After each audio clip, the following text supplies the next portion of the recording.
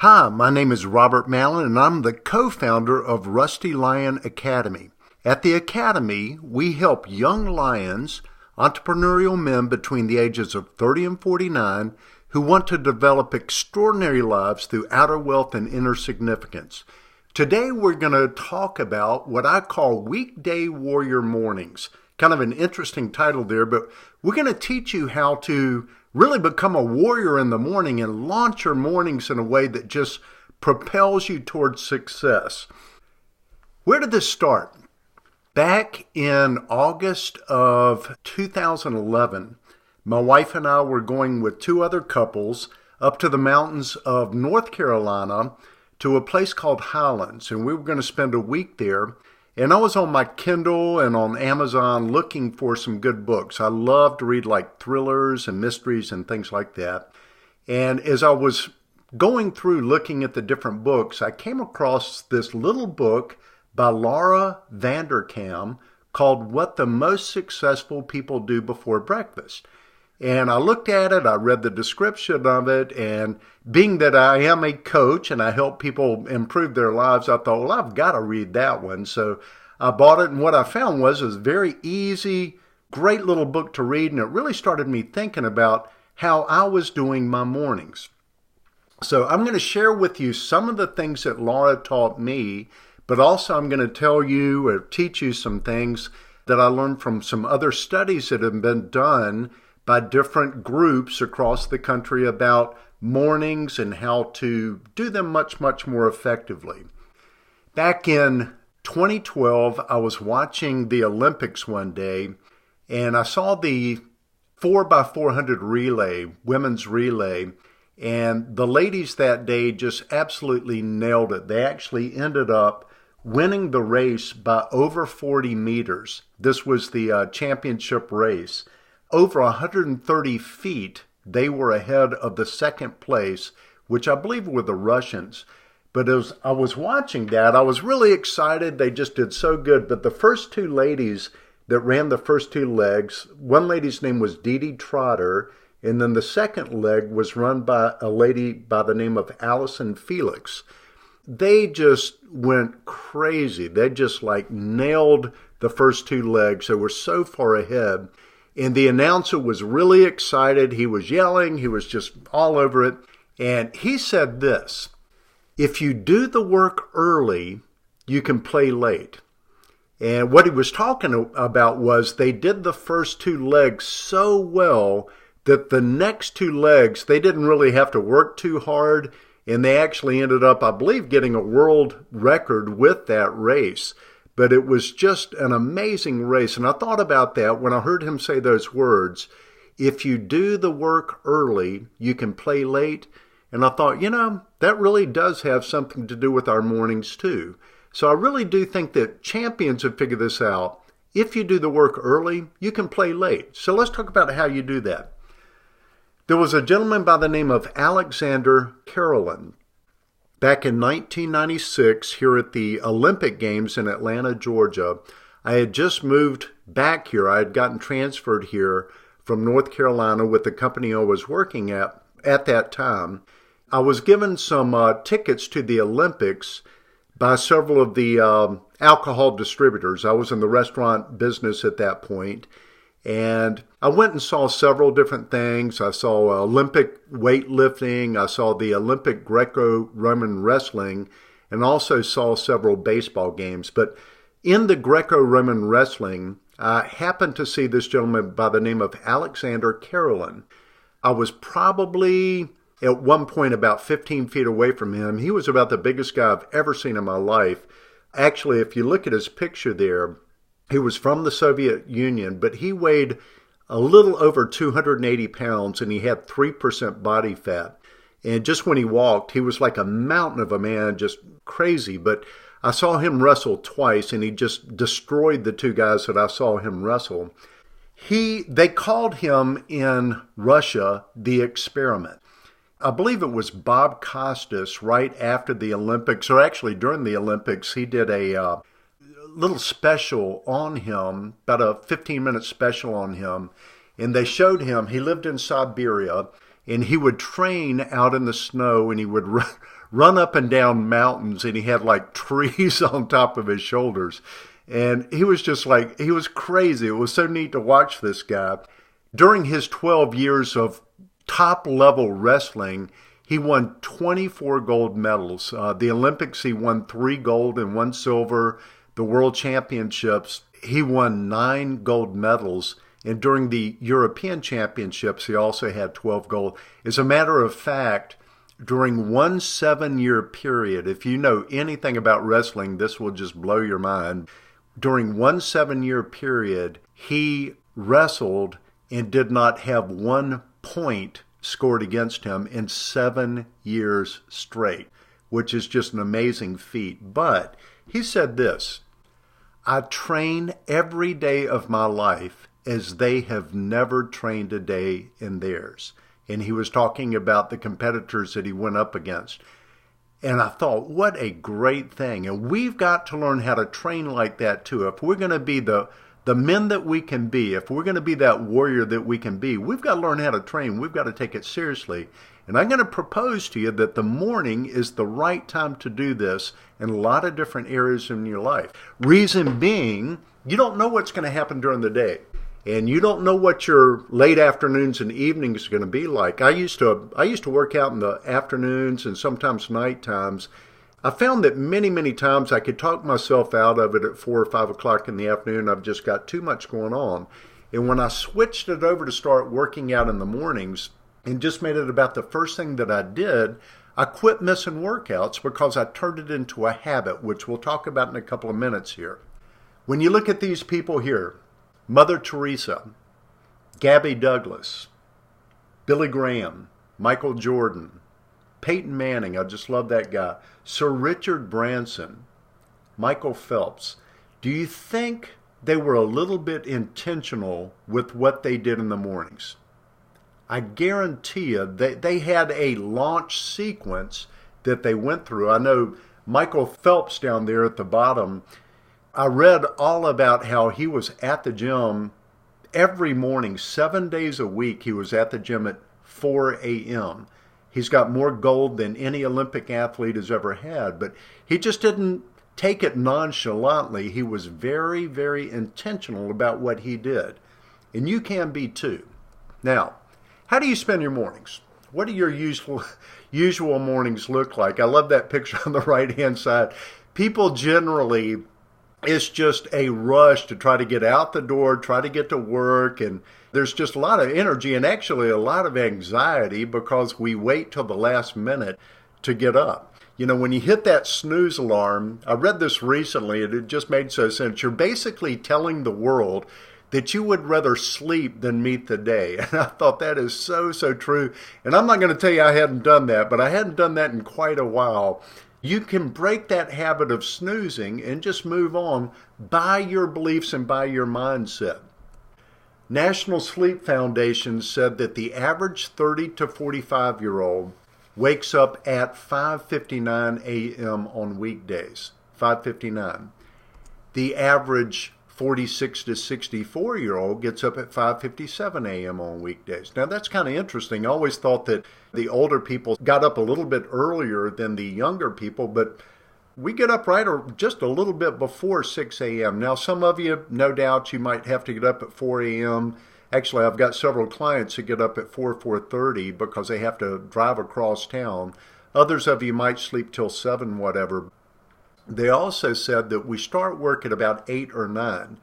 And so we're getting up about 6. We're getting to work at 8 or 9. And by the way, we say start work. What that really means is you're getting to work. But what are you doing at that point too? So we've got 2 or 3 hours. What are you doing during that time? Really ask yourself that question. What are you doing? Could you maybe be doing some things differently to get better results? Are we doing it right, basically? Let's talk about willpower. When you think about the word willpower, what does that mean to you? Willpower. A lot of people don't like that word. They think it's something kind of hard. I don't have a lot of willpower or whatever. I looked it up in the dictionary, and what I found was their definition I really liked. Willpower is control of one's impulses and actions, so self-control. When you think about the word ritual, what does the word ritual mean to you? A lot of people say habit or doing the same things over and over again. When I looked up ritual, any practice or pattern of behavior regularly performed in a set manner. Ritual there. Now, let's talk about habit. What is a habit? We all have habits, and basically we do good habit or bad habit. We become slaves to our habits. A habit is an acquired behavior pattern regularly followed until it has become almost involuntary. When you think about your habits, really your habits you don't have to think about anymore because they have become habitual. Let me give you a good example here. Looking both ways before crossing the street. I would not hesitate to say that it was just pounded into us as children by our parents, do not cross the street before looking both ways. And I would say even if we were out in the country and we were in the middle of nowhere, if you're going to cross the street, you're going to look both ways. It's just what we do. It's a habit that we've developed. Now, here's some facts about willpower, some things that might surprise you a little bit.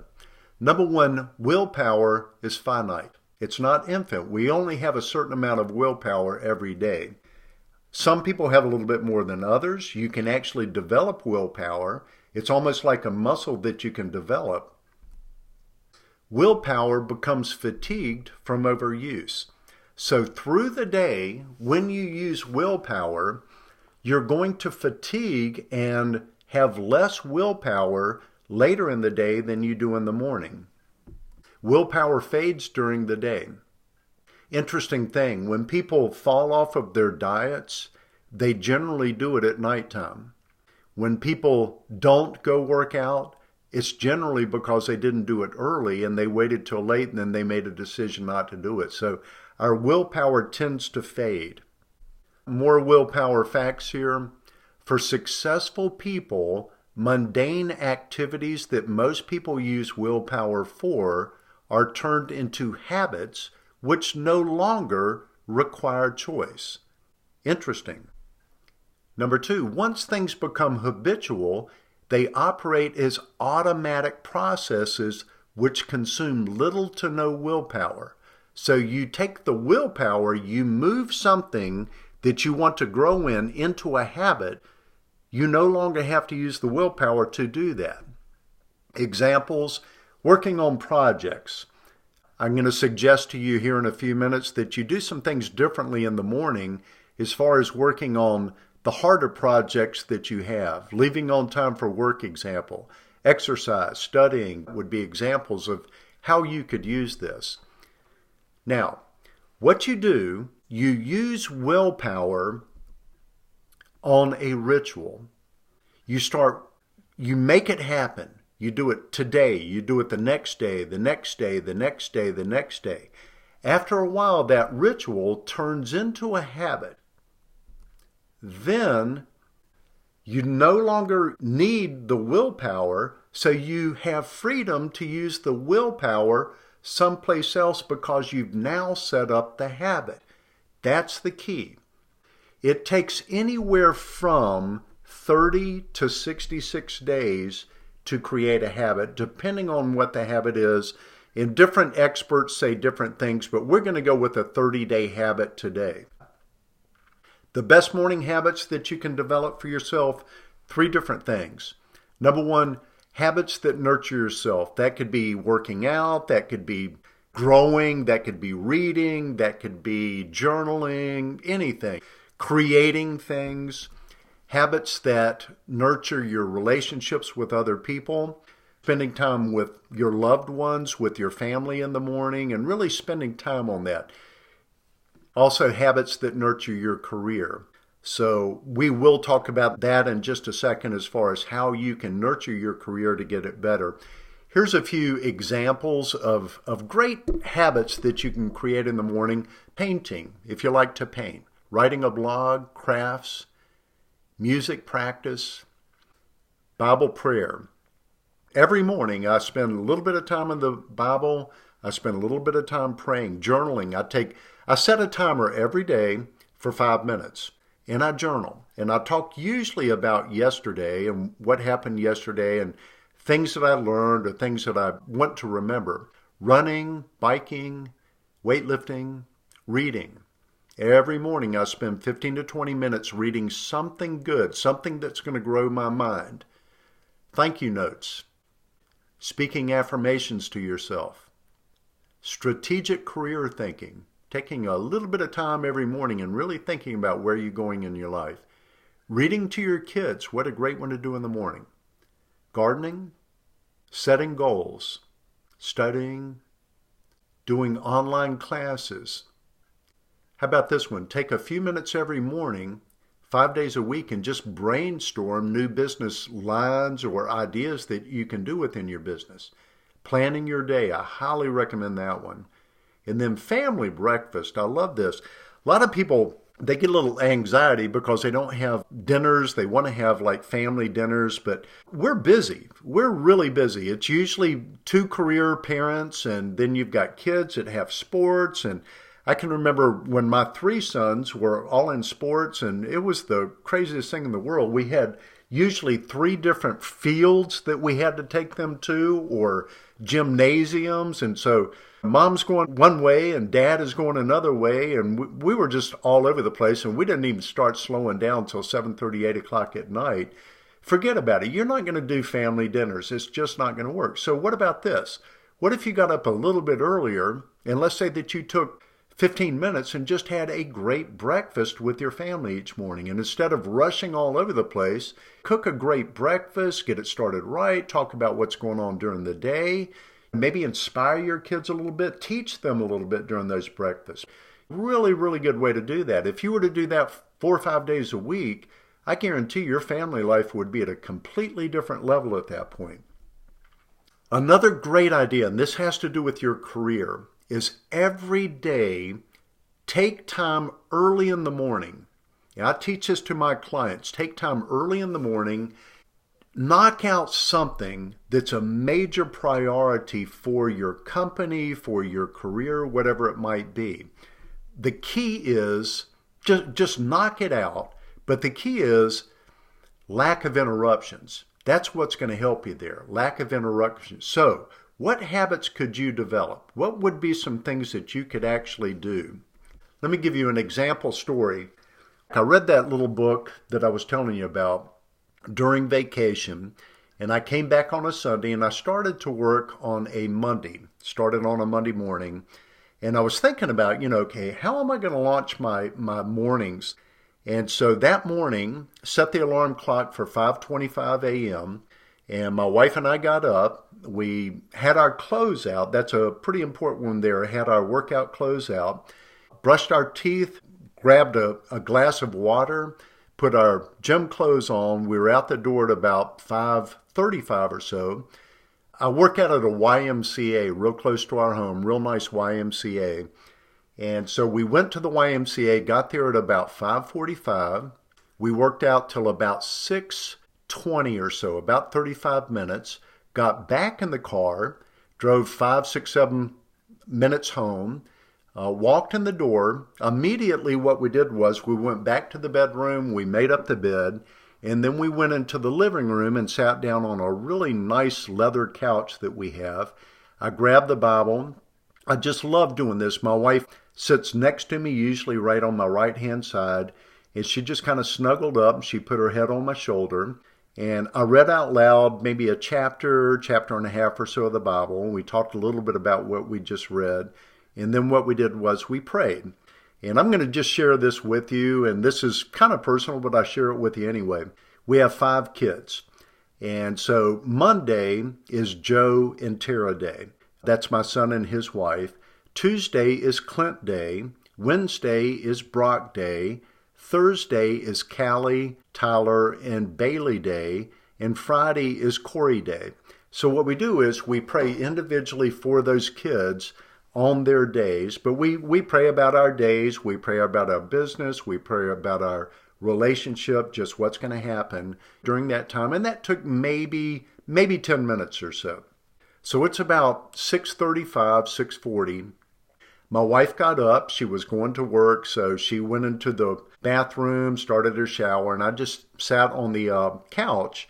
And I picked up a book and started reading and did about 20 minutes of a really, really good book and got some great ideas. I can remember just kind of being charged up by it. So at that point, it's 7 o'clock.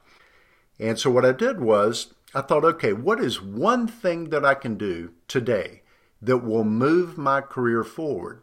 That was in August. In September, about the second week of September, I was doing a retreat for a company, a real large manufacturing company here in the town that I live in, and it was going to be a 2-day retreat. I'd put it off a little bit, and what I wanted to do was come up with the agenda for the 2 days. So starting at 8 o'clock in the morning and then working through that whole first day and then the next day. And it's a little bit hard to do when you're doing a company retreat. You've got to figure out what are you going to do, at what time, how long will it take for each one. So I sat down at my computer and just started typing it out. And I ended up 45 minutes later, I set a timer for 45 minutes that was going to go off at 7:45. 7:45, the timer went off. I looked at what I had. I had 2 complete pages completely done. I knew exactly what I was going to be doing during that 2-day retreat, and it was just perfect. And I thought to myself, dang, that was awesome. That was just absolutely awesome. Okay, now this morning I've worked out. So I've spent some time with the physical part. I did about 35-minute workout or so. I spent time with my wife. I spent time with God. I read something, so I got the mental part and the educational part of my life going. And then I just killed this thing that I've been dreading doing for weeks. I didn't want to come up with that agenda. And it's only 7:45 and the day hadn't even started yet. And I just thought, this is a perfect way to start the day. And I'm going to suggest to you it's just the way to go. It is just absolutely the way to go. How do you become a morning person? You might think to yourself, you may have the belief that you're not a morning person. And let me tell you, it's nothing more than a belief. If you believe that you can't be a morning person, you know what? You're right. But if you believe that there's a possibility that you can be a morning person, I think that you actually could. So first of all, I want you to change your story in your mind. Start telling yourself that you don't have to have all these hours. You can get up a little bit early and you can do it differently. Determine what's at stake. Think about that. Is your career worth getting up an extra 30 minutes early for? I think so. Is the ideal, extraordinary life that you want worth getting up a little bit early for? Absolutely it is. Plan your sleep. Now here's an interesting idea. We sleep in sleep cycles. And a usual sleep cycle from very non-deep sleep all the way up through REM sleep takes about an hour and a half to do. You go all the way around. If you could almost like picture a circle from very light sleep and then you go into deeper and deeper sleep and then you start coming out of that deeper sleep all the way down to light sleep again. It generally takes about an hour and a half to do a sleep cycle. And so you want to plan your sleep in order to hit either 4, 5, or 6 full sleep cycles. So 4 would be 6 hours long. That would be 4 times an hour and a half. 5 would be 7.5 hours long. And 6 would be 9 hours long. What you don't want to do, most people say, well, you need to get 8 hours sleep at night. Here's the problem with that. Your sleep cycle is going to be ending at 7.5 hours. So if you wait till 8 hours before your alarm goes off and you wake up, you're going back into a deep sleep. And what that's going to do is it's going to cause you to actually be groggy during the day. So you want to, let's say, for example, if you go to bed at 10 o'clock at night, you want to set your alarm for either 5:30 in the morning or 7 o'clock in the morning, because that's going to give you 7.5 or 9 hours of sleep. So plan it out that way. Use an alarm clock. And here's a big one that's going to help you. Move the alarm clock to the other side of the room. You've got to get out of bed before this is going to work. turn on all the lights. Now, okay, if your wife is still sleeping, don't do that to her, but go in the bathroom, turn the lights on, and what that's going to do, that's going to trigger your mind that you're awake and that daytime has actually come.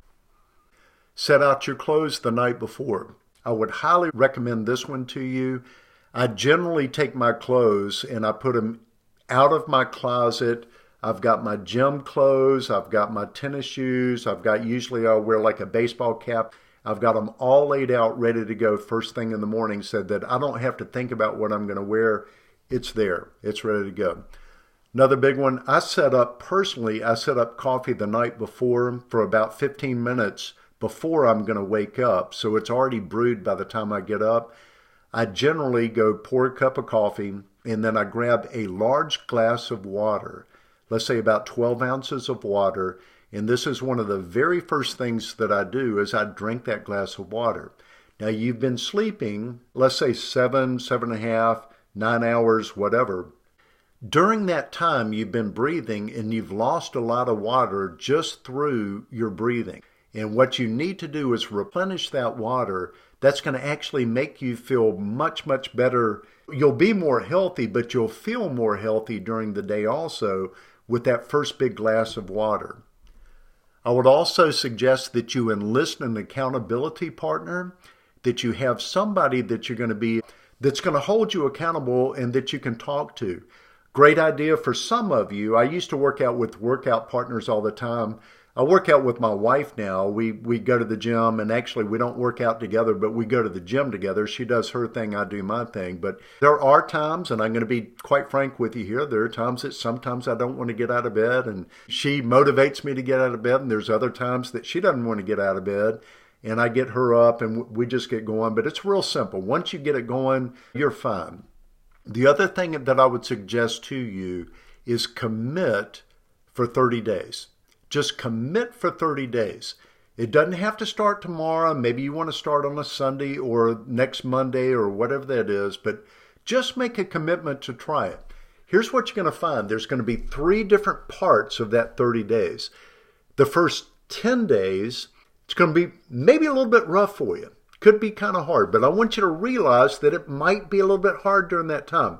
Do it anyway, even if you don't like it.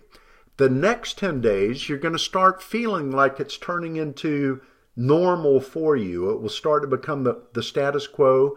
There still could be some days in there where you just don't feel great and you don't want to get out of bed, but just make yourself put your feet on the floor anyway and get going.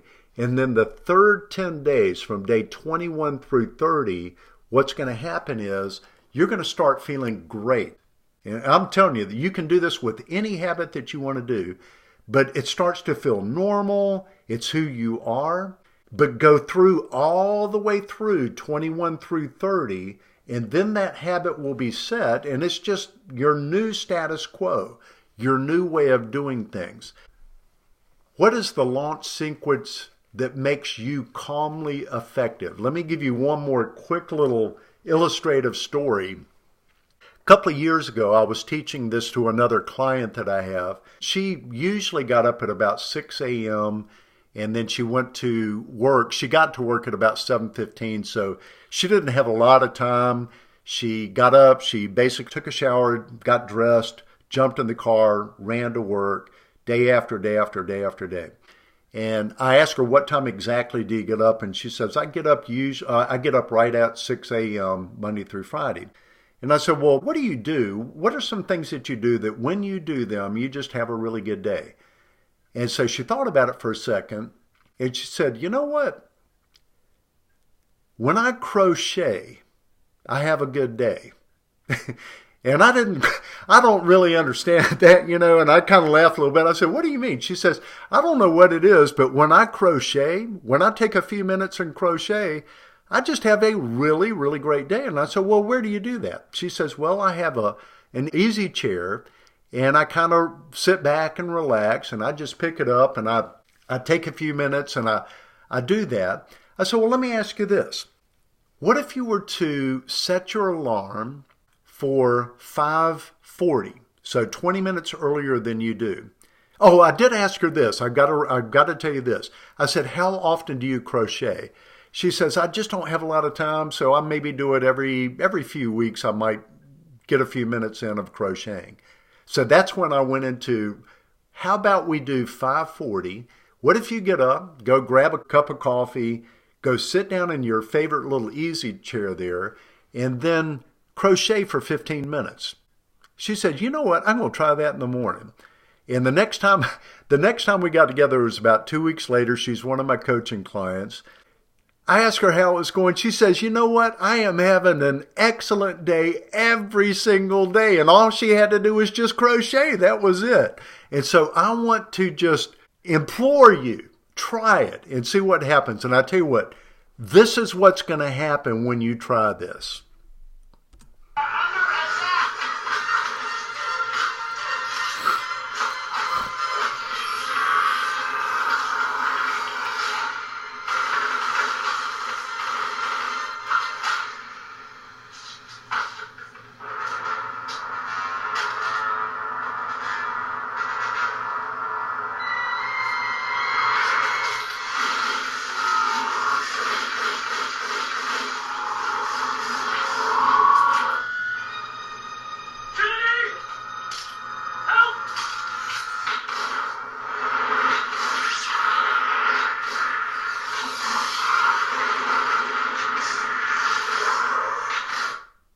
You'll be dodging bullets, baby. One of my very good friends that I taught this to, he tried it for a couple of weeks and he said, you know what? He says, I just feel like I'm 5 minutes ahead of everything every single day. He said, I feel like that dude that dodges bullets. And so you will too. Just try it out a little bit. One of my great friends, Matt Kreger, he tried this and he said that weekday warrior mornings have created a discipline of proactivity in all areas of my life. Beginning this habit has enabled me to see clearly as I navigate through the weeds of personal and professional busyness. It demands that I begin my day by placing time and energy on the people and things that deserve my best. You can do that too. So, will you accept the 30-day challenge? I sincerely hope you do. Also, what will you do? I want you to write down those things. And actually, when I first started doing this, I grabbed a 3x5 card and I actually timed it out, like 5:25 get up, 5:35 leave the house for the gym, 5:45 get to the gym, work out till 6:15, 6:20, whatever. And I went all the way through what my sequence would be. And then when I started developing the habit, I just made sure that I hit the times and that worked out. Folks, thank you so much. Really enjoyed getting to share this with you. This will change your life. Just go for it. If you've not done it already, I would love to have you sign up for the Lion's Den at rustylionacademy.com. You'll get all types of just fun training things like this and coaching things that you can begin using to develop that extraordinary life that you want to have. We just love being able to do this with you. Folks, have a great day, and we will see you on the other side.